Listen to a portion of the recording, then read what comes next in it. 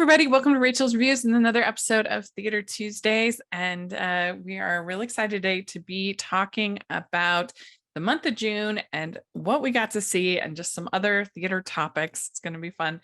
And I'm theater critic Rachel Wagner, and Maren is here. Hi. How's it going?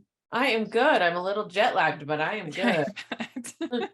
So yeah, you just got back from a trip to Spain. Yes, I did. Oh my gosh, that's so cool. Yeah, I was there for a week-long class in drama therapy because I'm a therapist and I'm working on both a certificate to become a registered drama therapist and to become a registered creative arts therapist.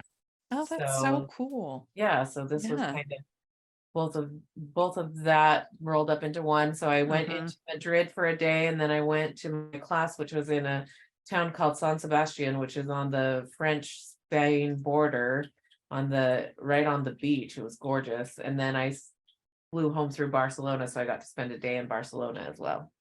Were you there with like friends at all, or did you? I know my professors. I've taken some classes from them, so I know them, but I'd actually never met them in person because I've done most of my classes online. But no, I went by myself. That's so cool. I love that. That's great. Yeah. Well, since you were traveling, I don't know how much you got to see in June. I did see a few because June and July are big in Utah theater. Again, I like to kind of brag about the Utah theater scene, but it's the beginning of our summer seasons. Yeah. So I saw a couple. I went up and saw the opening show for Lyric Rep Theater in Logan. Oh, okay. And I'm partial to Lyric Rep because I went to Utah State for my undergraduate, and that's where I minored in theater. And Richie Call, who is now the director there, he and I went to Utah State together. And when I was minoring in theater, he was majoring in theater there. So they did, their opening show was Marvelous Wonderettes. So I got to see that. Yeah, what do you think? They did a great job. I do think Marvelous Wonderettes has run its course as a show. But they did a great job with what they have. And I understand why, like, especially with the audience up there in Logan, like it's old music. It's basically like the female version of Forever Plaid, So yeah, I saw it years and years and years ago. Like 2006, like a long time ago at Hale Orem. And I remember thinking it was kind of boring, but but for an older population who wants to hear that kind of music and whatever else, it's fine. And the costumes were fantastic. And actually what I really loved, because I reviewed it and I brought this up in my review, what I really loved is that sometimes when I've seen other productions of Marvelous Wonderettes, they almost do too well with the costumes. And in the show, they talk about how one of the girls makes the costumes, and she even brags that she got it from a Butterick pattern. And as a kid, my mom would make dresses from Butterick patterns and whatever else, and they're not supposed to be perfect. You're supposed to like see strings sticking out and whatever. And the costume designer is one of the professors at Utah State who's been there forever, and she's so brilliant. And you could tell that what she did was make the dresses to look like they were made from like a teenager who had been learning how to sew in high school. And so, I saw those little touches and I thought, okay, yeah, what you're doing as a costume designer. And I just loved that little detail. So stuff like that was fantastic. And it's not their fault that the script is aged not necessarily well. I brought my teenager with me, and like there's this whole plot line where one of the students is in love with one of her teachers, and my daughter was like, oh, ew. And I was like, yeah, this hasn't aged well. I don't know why that is such a frequent plot, particularly on television shows. Like almost every teen, like Dawson's Creek had it, like teen show has like a plot line of one of the teen characters having a relationship with a teacher. And I'm just like, gross. We just covered Grease Rise of the Pink Ladies over on Hallmark's podcast, which has sadly now been removed, and it's actually was a pretty good show. But yeah, they have a whole plot on that one where one of the teachers almost marries a one of the high school students. Yeah, well, she in Marvelous Wonderettes during the second act, when it's 10 years later, she does marry this teacher. Yeah. It's like, yeah, my daughter was like, oh, and I was We're like, supposed to swoon. yeah. So yeah, but overall, like the performances, they were all great. And so but up in Logan, we've got the Lyric Company, and then of course the Utah Festival Opera Company. And they're doing Aida, right? They are doing well, and what's interesting is they're doing both Aidas. They are doing Verdi's Aida and Elton John's Aida. And so when they opened, I was out of town, but I'm thinking I might go up anyway and see them, because I've seen Elton John's many times, but I've never seen Verdi's, and it would be really interesting to watch them both that would be side by side. And I thought that was really good choice of seasons. So yeah, I'm quite interested in how that goes, how that plays out. Yeah, I've seen Aida, I think 3 times. Well, the Elton John one, but it has been a long time. I haven't seen it in. I was living in New York while Aida was still on Broadway, and so I would go and do the rush tickets where you go online and get the $25 ticket. So you saw Adam Pascal? I did. And Heather Headley, I love her. Yes. And actually, what was really funny is one of the memories I have of that show. It's so funny. What stands out in your mind was Amneris's lipstick was so sparkly. Like they had this glitter lipstick that was just so fantastic. And I just remember, because the rush tickets would be $25 front row tickets, and so you were right there, right, staring at everyone, and I would just be like, I wish I could get that lipstick. So if anyone out there knows what lipstick they used in 2000, sure, if you're listening, tell us on Sherry Lane Renee Scott's lips, I need to know, because I was fascinated. But yeah, I saw that many times. It's great. It's a really good one. Well, did you get a chance to see Kinky Boots? Is it called? I did not, and I was so sad. I actually I texted some of the cast members and was talking to them about it, and I know that they had a great turnout and a great support from the community. And so it was basically sold out when I went, which I was thrilled. Because the one day I could have gone, when I went to go, it was sold out. And so I was like, oh, dang it. But I was happy that they were sold out. So yeah. Well, it was my first time seeing it, so I don't have anything to compare. Okay, because I had seen it on Broadway, so yeah. But I really enjoyed it. I thought they did all the performances for the most part were really good, and they had a good production. I was a little bit mixed on the book. Okay. I felt like, well, this turn that Charlie takes in the second act, where all of a sudden he just unleashes on these people and I just felt like that did not fit his character at all to me, and was just way too mean for like the way that he'd been the rest. I understand that they need it to be sort of a catalyst, a dramatic catalyst to get for the dramatic, the inciting incident for everything in the story. I understand that, but it just felt like he is saying some really hurtful things, and to Lola and everybody else, and I don't. So I think that was my only like negative, I guess, takeaway. I was like, And I've not researched enough into it to know how true it is, but it's based on a true story. And so I don't know how much artistic license they took, or how true they've stayed to the story. And I haven't seen the original movie that it's based on. So I'd have to wonder how much of it is true to how the real characters went through, or how much, like you've said, they went to just make it the dramatic character arc. And that would be interesting to know. But my favorite part of the production was the girl who played the woman who played Lauren, Sydney Lorraine Vance. Okay. I thought they were amazing. I was That's so impressed. I loved her voice. I loved their voice. I loved just there was a confidence to the performance that was very impressive to me. And I just, that was the highlight. She really stood out to me, and I would see anything that she's in again. She was That's great. awesome. Yeah, when I saw it in New York, I was just there on a weekend trip, and I got the tickets at the half price TKTS booth, and I didn't really. Yeah. At the time, I was just like, Cyndi Lauper writing a musical, okay, because I'm a child who grew up in the '80s, and so I was like, I just don't know.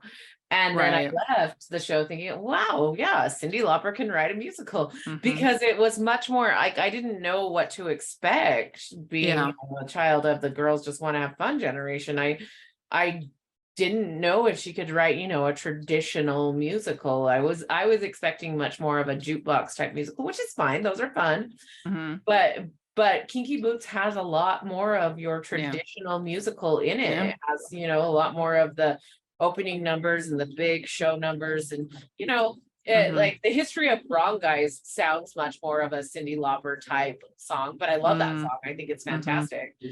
But I was a little bit afraid that the whole show would be like that, much more boppy, Cyndi Lauper type songs. Yeah, I was so impressed with her ability to write many different types of songs. And so, it's true. I wouldn't even have known if I didn't know. Like, it's not one that screams, oh, Cyndi Lauper wrote this. Yeah. So I think it's a fantastic. And it was just so positive and life affirming. And so even if I had some issues with the second act a little bit, but it was really just the one scene where he just loses it. But I still overall had a great time. Are you a fan of Rachel's Reviews? Do you look forward to Family Movie Night, Female Film Critics Panels, or the Talking Disney podcast? If so, please consider supporting the podcast by becoming a Patreon. As a patron, you get to access monthly events such as the watch-alongs and Q&As, where you get to talk to stars and find out the behind the scenes of the movie making industry. And you can pick what I review for Family Movie Night, or even become a guest on the podcast. Podcasts and YouTube channels are expensive, and I really, really could use your help. I would so appreciate it. You also get to be a member of the Facebook group where we talk about all the films that we're seeing, and we have so much fun. Go to patreon.com/Hallmarkies and select one of the Rachel's fan tiers. That's patreon.com/Hallmarkies. The other thing I got to see is Terrace's Singing in the Rain. I have tickets for that. I think you did the review, right? Yeah, I did do the review. And you said it was good. It was very good. And the cast I saw, I had to go the Saturday night cast, not the Friday night cast. And I actually have a good friend in the Friday night cast. So I was kind of sad that I didn't get to see her. But I'm seeing on Friday, so that's good. So you'll get to see my good friend. But I enjoyed the Saturday night cast. And the one thing that I really enjoyed, and it's funny because I'm a little jaded from this one experience I had with a Singing in the Rain, where the guy singing Make Him Laugh didn't make me laugh, and I was like, how can you ruin that? So now ever since then, anytime I go see Singing in the Rain, I'm like, if you cannot play this role right,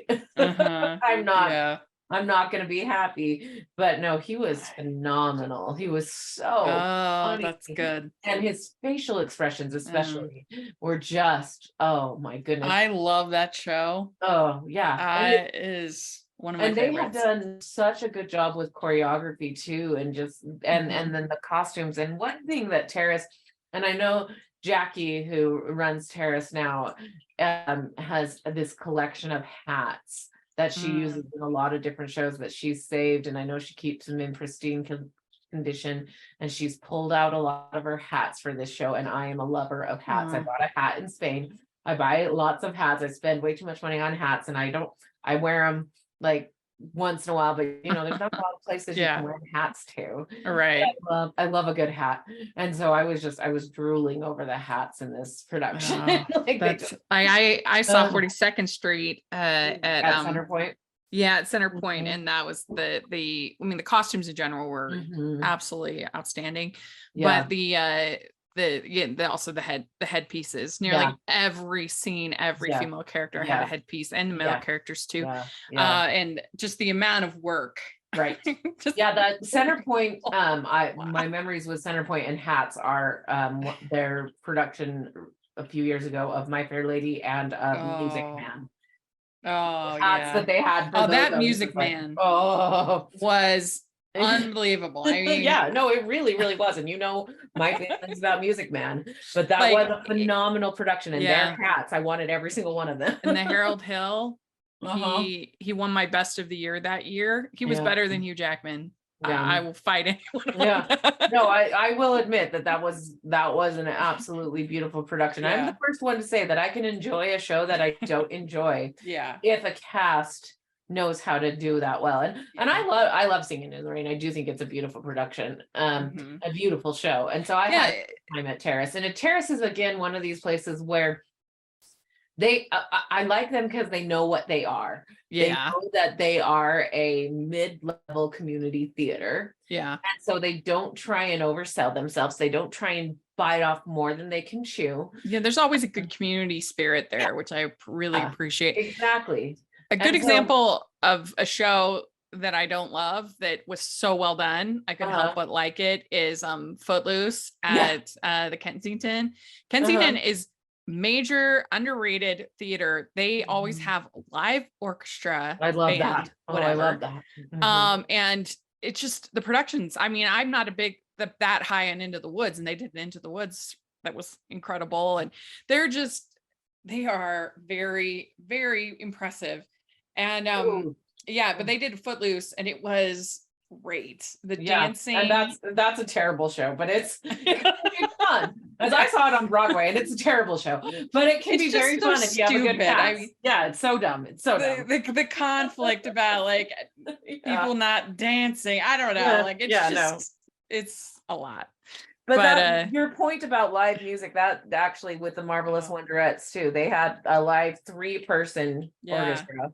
But it makes such a difference to just have live music. It makes such difference. I know it's not always possible. No, it isn't. Man, is it great? And and if they are going to have a backtrack, it is like I saw a version of Music Man that was really fun at High Valley Arts. I reviewed it for UTBA, but the backtrack was really bad. It was very synthetic, which is so distracting when you for a show like Music Man. Where the music is like, and because like we said, like Music Man's not my favorite, but the one thing I will say is the music in Music Man is phenomenal. That's not what my issue is. But if you are going to have a bad backtrack to the thing that makes the Music Man, that's terrible. Well, the couple of other cool things that I went to, I have to say 42nd Street, that was the first time I'd seen that. And oh, wow. Okay. The dancing and the music, absolutely great. I thought it was kind of boring, I'll be honest. Well, I mean, it's a traditional story of, the understudy makes it big, and I mean, it's nothing new, but the dancing is always fantastic. I saw Oliver at Hale Orem. That was really, really great. It was fun to go with my niece and my sister who were in town from Virginia. It's always fun when I can experience with them. And then I saw Macbeth at it was so cool. This is the Twilley Valley Theater, I think it's what it's called. Anyway, in Twilley, and they have this like cement amphitheater like in the mountains, like literally there was a deer that came up to the stage. Cool. It was so cool. That was an unbelievable experience to me. And there's an actor named Stephen Argo who played Macduff, and he is such a good actor. I've seen him he does Scrooge, I think, for Hale. I've seen him a bunch, and he was great in that. And that was just such a cool experience. I'm weird, but Macbeth is one of my favorite Shakespeare's. Like I think it's maybe his most accessible more dramatic. Like I love Macbeth and I love the Tempest. Those are my 2 favorite Shakespeare's. Yeah, I mean, I love Much Ado About Nothing and Twelfth Night, but as far as like the non-comedies, I think Macbeth is probably my favorite. Yeah, it's really good. It was an amazing experience. And then also I was blown away by Wait Until Dark at Hope Box. I mean, Oh, it was I didn't get to see that, but I do it love was that show. So yeah, it was. I mean, I just can't. I don't think you could do it better. The acting was so good. The production, it really, just recreating this apartment and all of the tension, and they got it really dark. They even turned off the exit signs, and they made an announcement mhm. before that they were going to Yeah, turn it off. yeah, And so they got it really dark, and it was extremely effective. yeah. I admire them because it was definitely going a little out of their comfort zone, to do a Right, thriller, right. and so I think that was super cool, and it was They did great. something similar when Centerpoint did it, and that's very effective when you Yeah. can get it as dark as possible for that show. So, And then the other one I was talking about, well, I saw a High School Musical in Murray. That was really fun. A friend of mine, Amber, was Mrs. yeah, That was fun. yeah. And they had a ton of mic issues, which was a bummer. And she had like a whole bunch of her friends come that night, and I guess the night before they'd had no mic issues. We're like, oh, Oh that sucks. no, of But course. it was still fun. And then Something Rotten, which I reviewed for UTBA at Midvale. No, okay. That Had you seen that before? I'd seen it once before. I love I that show absolutely love that show. It is so much. so funny. That's another one of those ones that I went and saw in New York on just a random weekend in New York, and I Uh-huh. didn't know what I was getting into, and I saw it with the original cast, and I just was like, this is the greatest thing. This is the greatest thing to ever make the stage. Yeah, it's so funny, that show. Oh, with catchy songs. It's Mm, and then that, I thought especially the Shakespeare yeah. was absolutely great. See, when I got to see the touring company when Adam Pascal played Shakespeare, Oh, really? that Oh, was I'd love that was that. so much fun.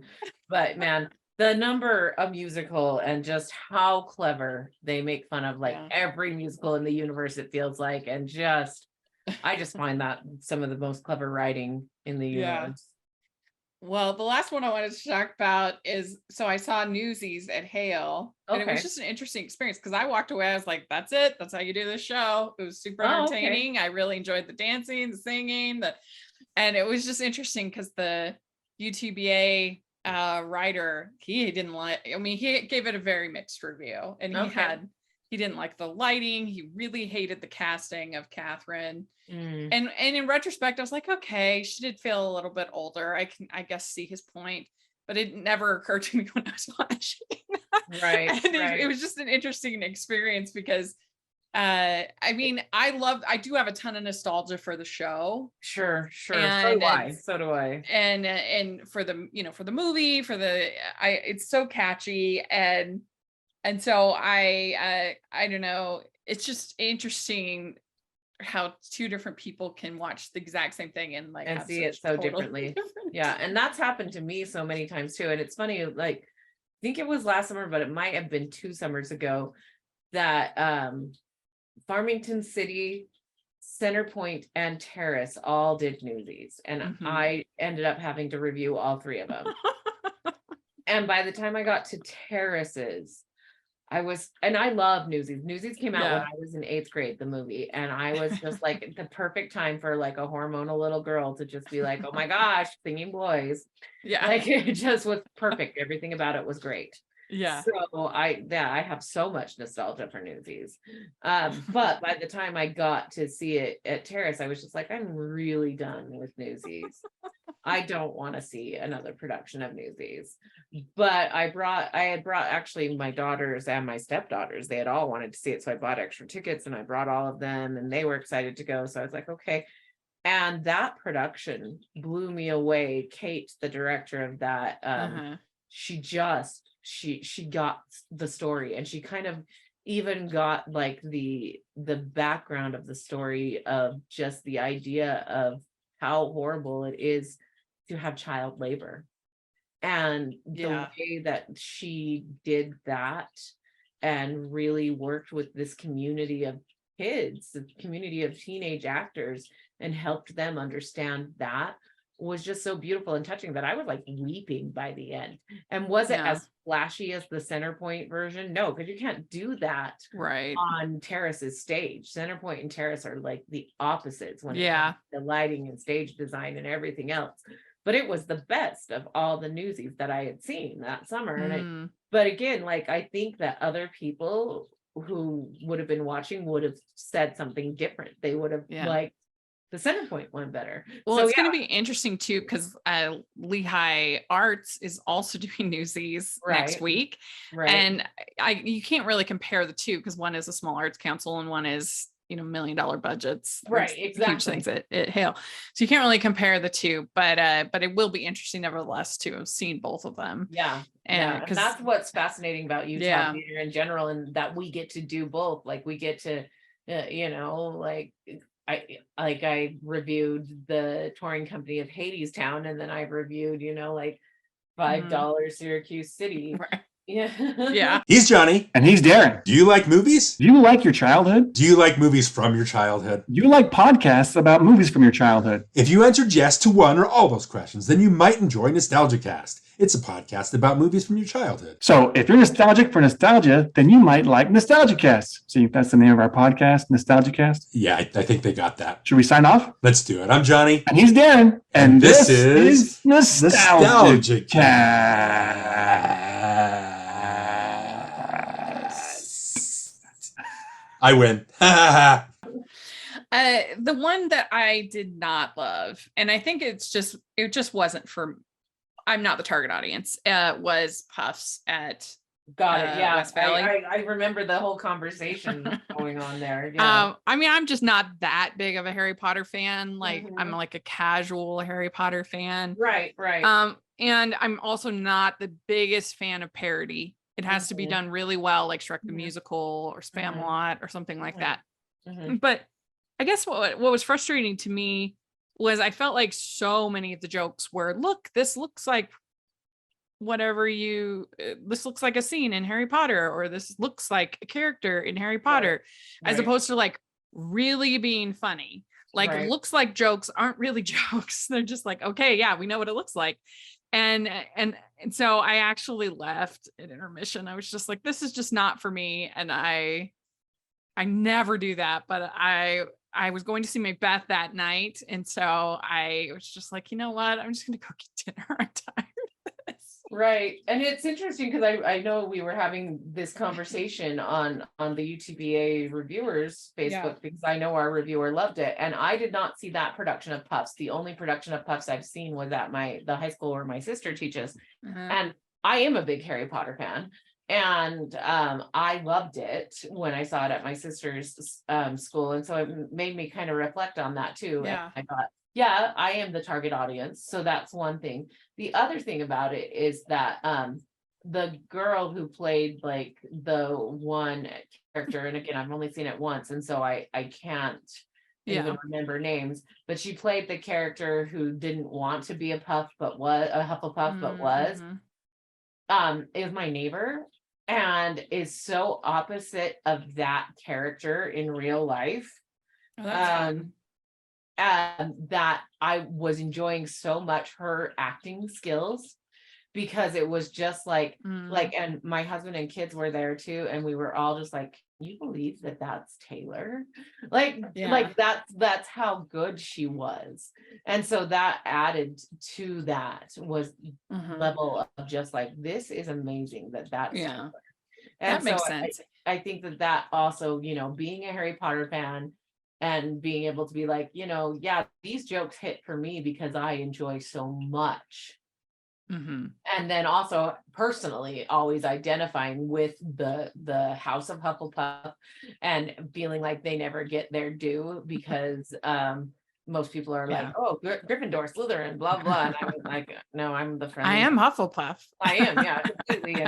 And like the line that they always say that I am not a threat. Please be my friend. Like, I feel like that's like my life motto. Like, Yeah. I'm not a threat. Please be my friend. But Well, then and to some watch people Taylor, might say, well, why did you go if I have season tickets, and Right. you never know. Like, Right, you might like it, I yeah. didn't think I'd like Shrek the Musical and ended up loving it and Right. thought it was hilarious. Yeah. So you never yeah, know. you never know. But but that makes me laugh too when you think, why do you go? But we end up sitting by some people at Pioneer all the time because I have season tickets to Pioneer, and it's usually this old couple, and the old man always turns to his wife and like, so what show is this? And I'm like, I always joke with my husband, I'm like, that's gonna be you.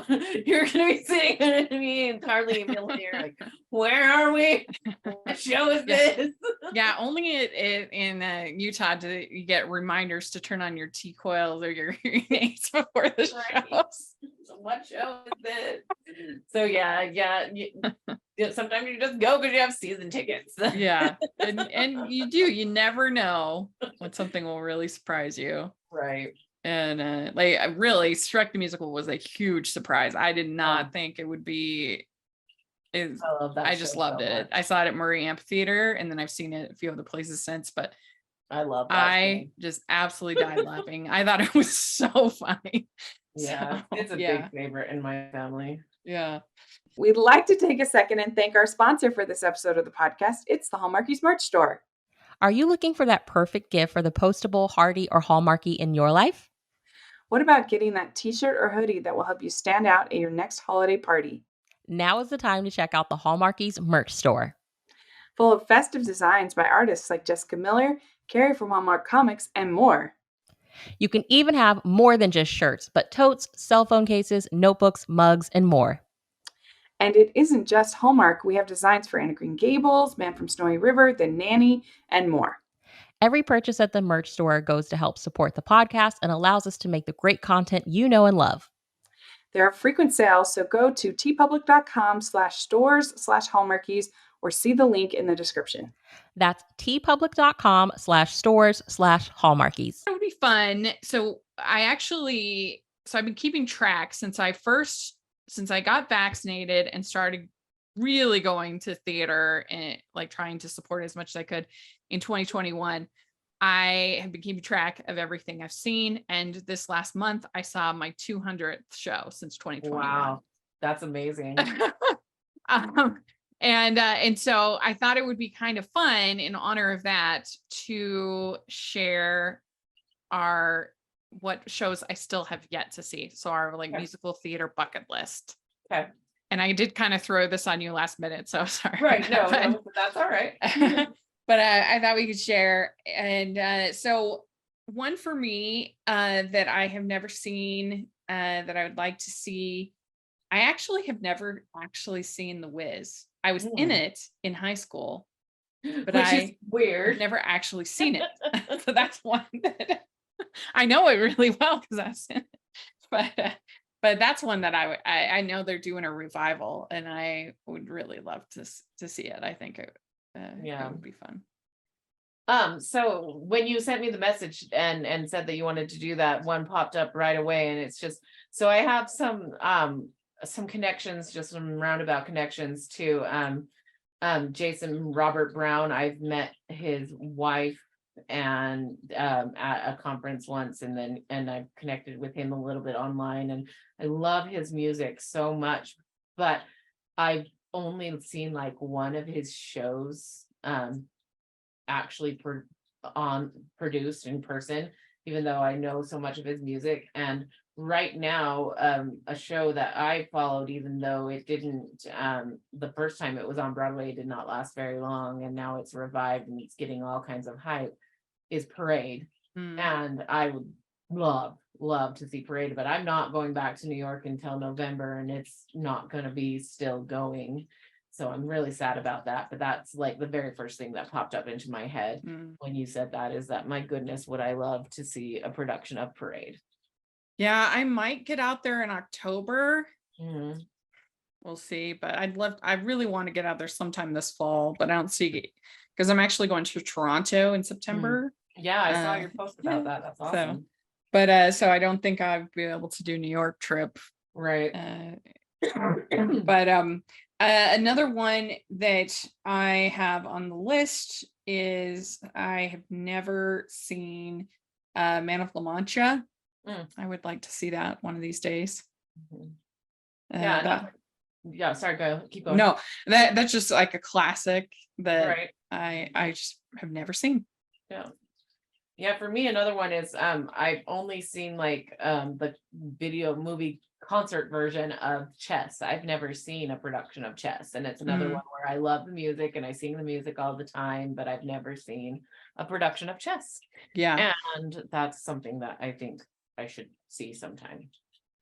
Yeah, one that I've seen the movie, but not the show. I've never seen Dreamgirls. Okay. I'd like to see that one of these days. And I would like to see Cats one of these days. I have never I've never seen Cats. I sure have seen Cats. I would just like to see it, just to see it, you know? It's just so iconic. Right. I'm so curious. It's opened now for previews on Broadway, and it was a big hit in London, and I'm just curious as to why. But Back to the Future, the musical. Yeah. Seems so weird to me, and so I'm just curious. I don't know that I really want to spend money on it, but I'm really curious about it. Yeah, it's in previews right now, so it'll be very interesting once the reviews actually come out. What they because I think it did pretty well in London. So yeah, I'm curious too about that one.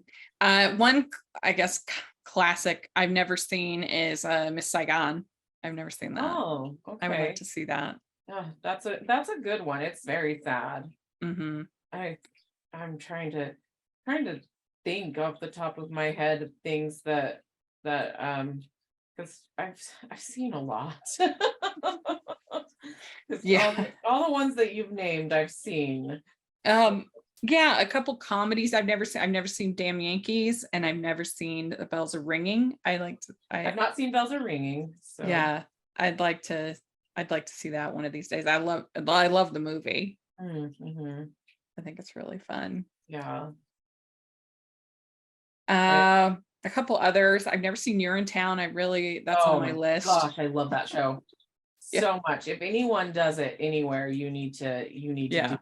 You need to go and see that. I really enjoyed recently. I watched the movie of The Goodbye Girl, and I really enjoyed it with Richard Dreyfuss, and I can't think of the lady's name, but that was actually a really solid little movie. And I love rom-coms, so that's one that I'd like to see. I have never seen Once on This Island. I would like to see that. So I have like such a history with Once on This Island. My sister directed it for her high school, and then she guest directed it at another high school. And at the time, my daughter was the exact right age for the young T Moon, and so my daughter starred in it. And so, wow, yeah. And then I went and saw the revival in New York, and it's just, it's one that people either love or don't get. That's like it. That's where it lands, is they love it or they don't understand it. But I love it. Mm-hmm. Yeah, it looks like that kind of show. A couple others that I've never seen. I've never seen Sweet Charity. I've never seen Pippin. Promises I've never seen. Here's another one that now I'm kind of looking at a list of the Lucky Stiff, and it's been done in a couple of places lately. I think I just saw that on if it was Hale Orem or one of somebody announced it as part of their new season. And Hale Sandy just did it, and it's written by the people who wrote Ragtime and Anastasia and Once on This Island. So it's pretty new. It's not an old show. Well, it's one of their like early 2000 shows, and it wasn't as popular. But yeah, I've just never seen it, so that's one that I should probably see. One I've never seen is Gypsy. I've never seen that. I think that's a good show. I'd like to check that off my list. I've never seen Sunday in the Park with George. I've only watched the movie, so that's one I've never seen on stage. And I've never seen The Mystery of Edwin Drood. I'd like to see that. I was in that. Oh, really? Yeah, in high school. Oh, that's cool. They have like different endings, right? Yes, yeah, there's like 6 different endings if I remember right that you can vote on. That's So cool.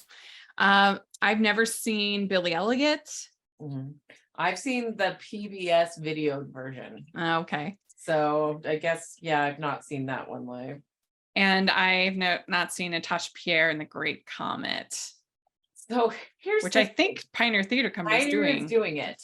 I saw that one on Broadway, and I've always been like leery of thinking that anyone could do it because the Imperial Theater in New York revamped their entire theater to see it. And when I saw it, I was like right after my divorce, and I had gone to visit or stay with a friend. I'd gone to New York and I was staying with a friend, and I did not have a lot of money. And so I got back row tickets, and that was like all I could afford. And it turned out the best thing ever because they had little stages throughout the whole theater. And the show happened throughout the whole theater. And some people like were sitting right next to some of the action up front. So you could be like sitting right next to Josh Groban playing piano, which that's amazing. Yeah. But sitting at the very, very back of the theater, you got to see all the action. And so it was like the only time where I thought, okay, back row, this is the greatest seat in the house. And then I thought, I can't imagine this show anywhere else that you didn't have full control of the theater. But at the last show that I saw at Pioneer, the director of Pioneer, she came out and she said that they're going to do that. They're going to redo Pioneer Theater for Natasha so that it can be like that. And then I was like, okay, maybe it will be good enough. So I'm very excited for it to come to Pioneer. So yeah, if you get to see it, go see it at Pioneer, because it sounds like they're going to try and recreate what happened on Broadway, which was just magical. Yeah, So, I definitely I'm seeing it for sure. But yeah, I just saw the little, performances of the Tony Awards, and I was very impressed. So yeah. I What it does is it just takes like, I think it was 12 or 13 pages from War and Peace, and that's the whole story. Yeah. Another one that I would love for them to do an update, because I think it's got good bones, but there are obviously outdated parts, is the Rodgers and Hammerstein Flower Drum Song. Yeah. I would love for them to do a revival of that, or rework, like kind of like what they did with Funny Girl, but better, as far as updating and modernizing. Sure. I think that it's an underrated show, and it's one that people forget about, but it has some really cute songs, and I think it could be. I would love to see it someday. But and the last, I do have Groundhog Day. I would like to see that. Yeah, I've never seen that one either. That would be an interesting one to see. I think it would be funny. It was lots of people seem to enjoy it. So yeah. Tim Minchin, he's so funny. And so I think I love Tim Minchin. I love it. Yeah. And Matilda is one of my favorite shows. Part of that is because my kids have been in it and I got to do the costumes for it. And so I have some nostalgia there. Like, shows for me, a lot of shows have to do with nostalgia. Like, I was like just really, really attached to Little Shop of Horrors because of a college experience with it, and just so much. Well, yeah, that's part of the reason why The Music Man is very nostalgic for me, is because my sister was Marian in her high school production, but I went and saw it the 2000 revival with Craig Bierko and Rebecca Luker. Oh, right. And I went with my grandma and my cousin, and we saw Beauty and the Beast and The Music Man and the Rockettes Christmas Spectacular. Right. And it was such a memorable trip, and my cousin and my grandma both passed. And so you just have that nostalgia. Yeah. So when I went to the revival, that was part of the reason why I was like, I'm going on this trip. Because I really wanted to see the revival, and it definitely has those of us who've taken those New York trips. They're there or have other memories, they can be really special. Right. Yeah. Yeah. This is not one that I haven't seen, but when it comes to nostalgia, because it was the very first show I was in as a kid, and it's something that my sister's high school did, and they needed kids, and I would love to see a revival of, is Mame. I would love so much for them to do a revival of Mame. Yeah, I've never seen that one either. Mm. So that would be good. Well, let us know if you're listening what your musical theater blind spots are. We would love to hear in the comments for you to put your list. We think that would be really fun. And thanks so much for doing this. Do you have any fun stuff coming up that you're... So yeah, I'm going back up to the Lyric to see the Interact, which is their where they invite people either in Logan or other places who are writing shows. And so I really look forward to it every year. And it's always something brand new. And yeah, and then I need to reach out to Syracuse City. They're doing Freaky Friday, so I'm sure I've got to talk to them, but I would love to see that. I would love to talk to you about that. Maybe do a whole episode on that, because as a therapist, I am so curious. Yeah, I think it is such like I don't know if it really works, but I think it's interesting. Yeah, no. And my daughter's been in a production of Freaky Friday, so it's not necessarily my favorite, but I know it very well because kids have been in it. Yeah. And then, especially Parents Lie. I feel like that is such a weird song. It is a very weird song. I saw one kid or one actress do it extremely well. And she's been the best that I've ever seen do it. Yeah. And then of course we've got the Salt Lake Fringe Festival coming up. And I usually try and do several shows at the Fringe Festival once we get the schedule. And then I'm not going to be reviewing this because I can't, but my sister is the director for Seussical at Hope Box. That's at Blinds. I actually have never seen Seussical. It's performed so much. I've never seen it. I find it very fun. Some people don't like it, and I can understand why. It's a lot. It is definitely a sensory overload. But I think it's absolutely perfect for community theater and high schools. I think that it has a lot of big roles so that you don't sometimes when you do certain shows, it's like you get your one big lead and no one else gets to shine. Seussical is perfect to let lots of different people shine.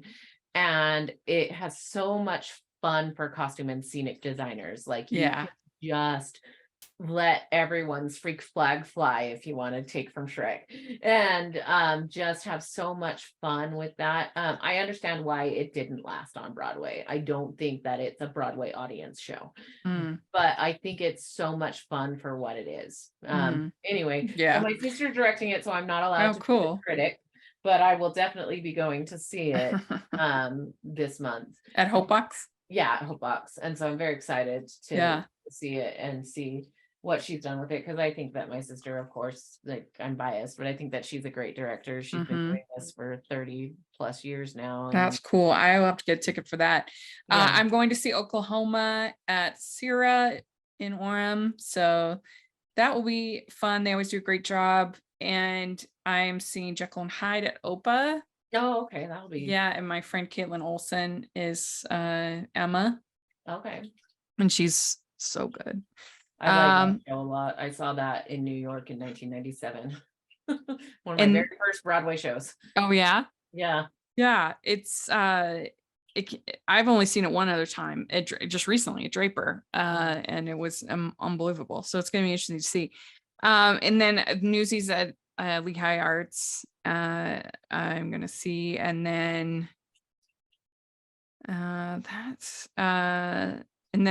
seeing Singing in the Rain at Terrace.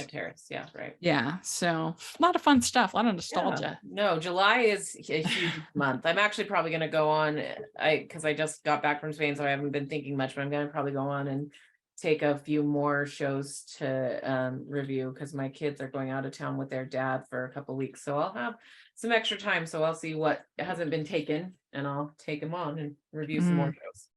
Oh, and I'm doing a little trip up to Bear Lake.